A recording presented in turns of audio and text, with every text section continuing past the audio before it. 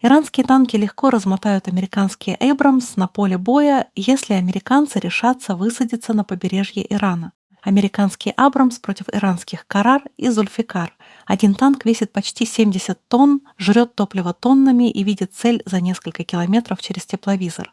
Другой легче, создан в условиях жестких санкций, но зато привык воевать умно, из засад и на своей земле. Многие думают, что американцы раздавят противника вчистую. Но на деле у иранских танков есть все реальные шансы на победу. И сегодня мы разберем, почему, а вы напишите в комментариях, как вы считаете, хватит ли яиц у рыжего клоуна на наземную операцию. И не разбегутся ли персы, как их арабские коллеги, при первой же опасности. Начнем с того, как все складывалось у Ирана. До революции 1979 года страна при шахе активно закупала западную технику. В парке стояли американские М-60 Пэттон и британские Чифтен. После революции и введения санкций доступ к новым поставкам закрылся. Пришлось работать с тем, что есть, модернизировать старые машины, покупать советские Т-72 через посредников и запускать собственные проекты. Так появились «Зульфикар», а потом в 2016 году «Карар», который иранцы называют «ударником». «Карар» сделали на базе проверенной платформы Т-72, но добавили элементы от Т-90 и даже внешние черты американского «Эбрамс». Вес 51 тонна, экипаж 3 человека. Главное оружие – 125 миллиметровая пушка 2А46М с автозарядкой. Она стреляет обычными снарядами и, по некоторым данным, иранскими управляемыми ракетами. Двигатель дизельный – около 1000 сил. Разгоняет танк до 70 км в час, а запас хода доходит до 550 км. Броня композитная с динамической защитой иранской разработки, которая похожа на российский реликт. На бортах стоят решетки против кумулятивных зарядов. Система управления огнем своя, тепловизоры, лазерный дальномер, баллистический компьютер. Есть датчики лазерного предупреждения и дымовые гранатометы. Внешне выглядит современно угловатая башня, дополнительные экраны, дистанционный пулемет. Планировали выпустить до 800 штук, но на 2026 год реально собрали несколько сотен. Рядом с ним «Зульфикар», более ранняя машина 90-х. Это смесь шасси от американских М48 и М60, пушка и автозарядка от Т-72, двигатель до 1000 сил, вес около 52 тонн. Броня композитная, можно поставить динамическую защиту. Сделали порядка 150 единиц, плюс сотни модернизированных Т-72С, старые Сафир-74 на базе Т-55, Мабарес — это переделанные Чифтейн и обновленные М-60 под названием Сулейман 402. В итоге у Ирана сейчас примерно 1500 основных боевых танков. Много, но очень разная техника по возрасту и возможностям.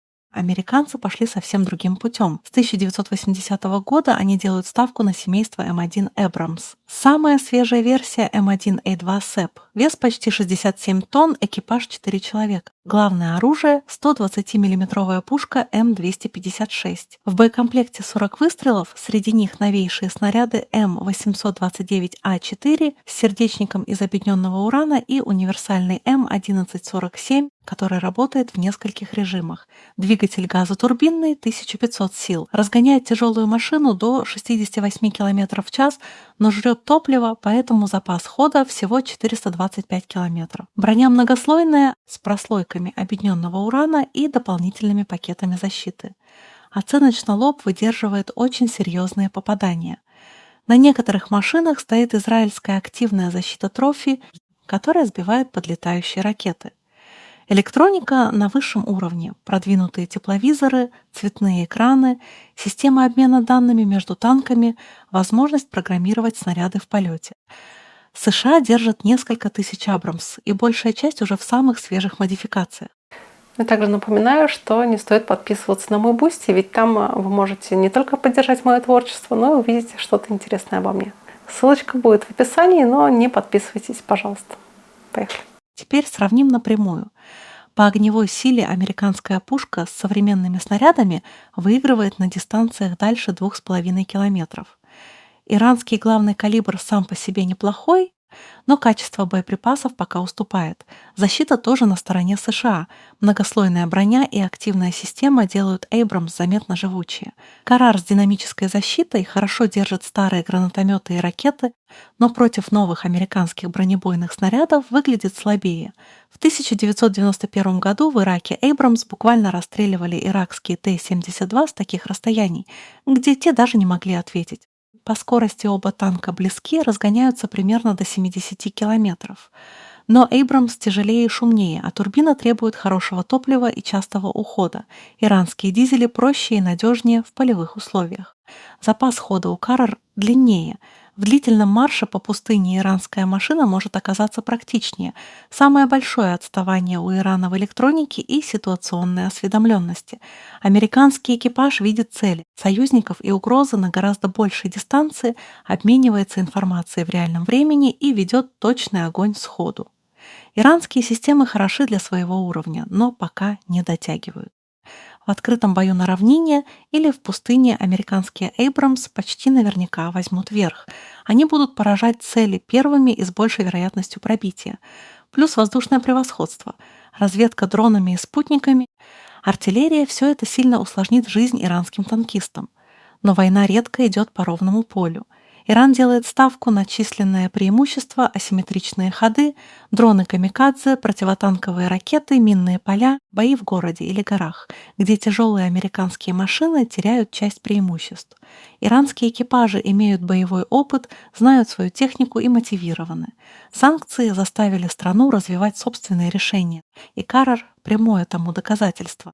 США продолжают улучшать Abrams, добавляют защиту от дронов, новые датчики, усиленную броню. Иран тоже не стоит на месте, модернизирует старые парки, экспериментирует с активной защитой и беспилотными системами. В 2024 году появились обновленные М-60 и новые варианты динамической брони. В итоге в чистом танковом бою преимущество на стороне Америки за счет технологий, качества снарядов и подготовки. Но современный конфликт– это всегда смесь сил. Авиация, ракеты, кибер, дроны. Иран показал, что даже под санкциями можно создавать вполне боеспособную технику и сохранять численность. Но если копнуть глубже, у иранских танков реально есть шансы на победу. И не маленькие. Все дело в том, где и как будет происходить бой. Иран будет защищать свою землю, горы, ущелья, узкие проходы, где тяжелый Abrams теряет скорость и обзор. Американские экипажи окажутся на чужой территории, далеко от баз, с растянутой логистикой и зависимостью от топлива, которого турбина жрет в огромных количествах. Иранская сторона может не лезть в открытый танковый бой. Вместо этого засады, дроны-камикадзе, дешевые противотанковые ракеты и минные поля. Один удачный удар по гусенице или оптике выводит танк из строя надолго, а таких ударов можно нанести сотни. Плюс баллистические ракеты и береговые комплексы, которые способны нарушить снабжение и авиацию противника еще до того, как танки сойдутся. Число тоже играет роль. У Ирана 1500 основных танков, многие из которых уже модернизированы, и они все сосредоточены в одном регионе. Американские Abrams разбросаны по базам по всему миру, и невозможно все быстро перебросить. Экипажи иранцев знают свою технику и местность до мелочей, а мотивация защищать дом всегда выше, чем у тех, кто воюет за тысячи километров. В итоге победа в такой войне решается не только толщиной брони и дальностью выстрела, а тем, насколько хорошо техника вписывается в общую систему обороны. Иран уже не раз показывал, что умеет находить слабые места у намного более сильного врага, поэтому шансы у их танков есть и вполне реальные, особенно если бой пойдет по иранским правилам. Спасибо, что досмотрел до конца. Если тема военной техники зацепила, пиши в комментах, какое сравнение снять следующим. До новых встреч!